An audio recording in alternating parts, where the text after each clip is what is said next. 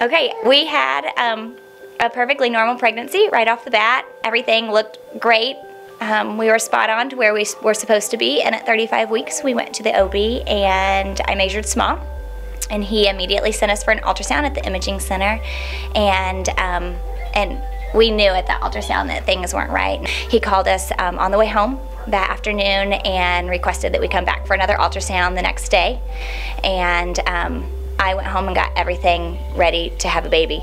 And at 35 weeks, it shouldn't have been the case, but something inside said, it's not right, and I think we're going to be having a baby soon, so. If the mother instincts took over. Kicked in. She knew that she was going to have a baby the next day.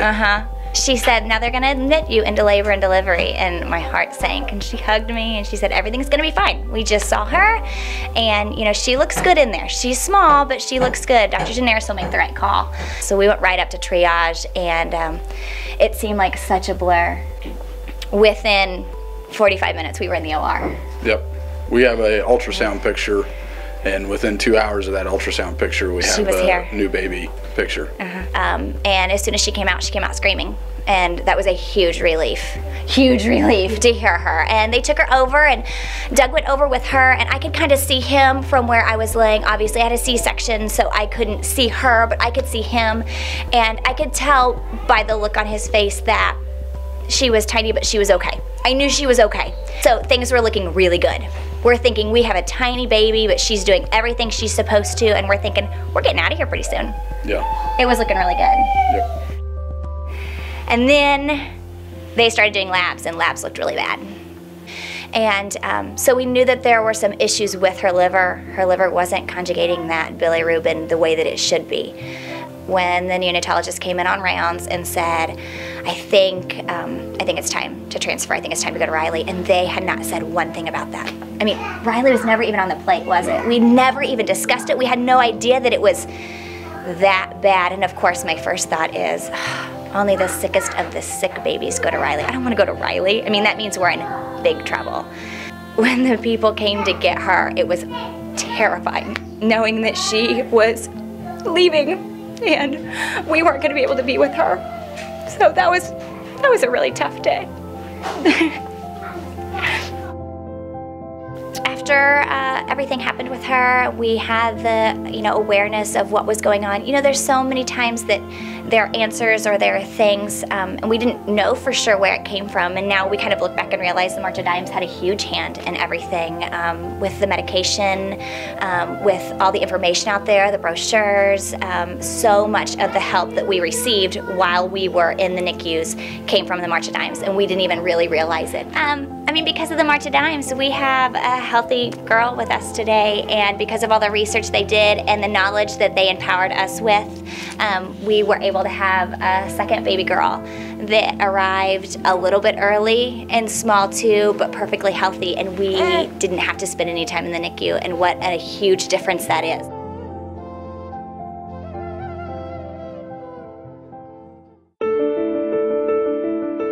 So we went on August 2nd, which was Kendrick's birthday, and we were very surprised to find out we were having 2 babies. I think Henry was, shocked to say the least. We were referred to a perinatalogist in Indianapolis, and we got in pretty quickly, and we found a membrane between the babies, which means they were not monoamniotic, and they did some testing there with ultrasound, and everything looked really good. Both the babies were growing very well. Our next ultrasound was at 19 weeks and a few days, and we were hoping maybe to find out what the babies were, boys or girls. We were excited and nervous. But when we went in for the ultrasound, I knew something was wrong right away. And Dr. Sam came in and told us that baby B no longer had a heartbeat. And baby A was also in trouble. At that point, the baby only measured at about 16 weeks in size when we were 19 weeks along in the pregnancy. But Dr. Sam was great and gave us hope, and was there to support us for the rest of the pregnancy. So we continued on and monitored things very closely, had ultrasounds every 2 to 3 weeks, which is pretty standard when we're measuring growth. And baby A continued to grow from that point on. He still measured 3 weeks behind throughout the pregnancy, but continued to grow. It was difficult for me because not only was it that we had lost one of the babies, it was that our second baby probably wasn't going to make it, is what the doctors told us. So we kind of just continued on in the pregnancy until the day he was born, December 20th. I went in for my biophysical profile, as well as we were measuring growth at ultrasound. And when they started doing the measurements right away, I knew that he hadn't grown since the last ultrasound. So he was measuring at about 25, 26 weeks. And so I knew that he would be coming pretty soon. I wasn't quite ready for that. But finished up the ultrasound and went and saw Dr. Sam. So they wanted me to make it to 32 weeks, and they wanted to give me another round of steroids, which can help with lung maturity. So I was going to come in every day for a non-stress test, and our goal was to make it until Christmas Eve at 32 weeks. Before I left the office, Dr. Sam wanted to do a non-stress before I left, even though we had just seen the baby on ultrasound. And they were trying to hook me up to the monitor, and they could not find the fetal heart tones after several minutes. So Dr. Sam brought in a portable ultrasound machine, and his heart rate was in the 60s. So they rushed me back for an emergency C-section.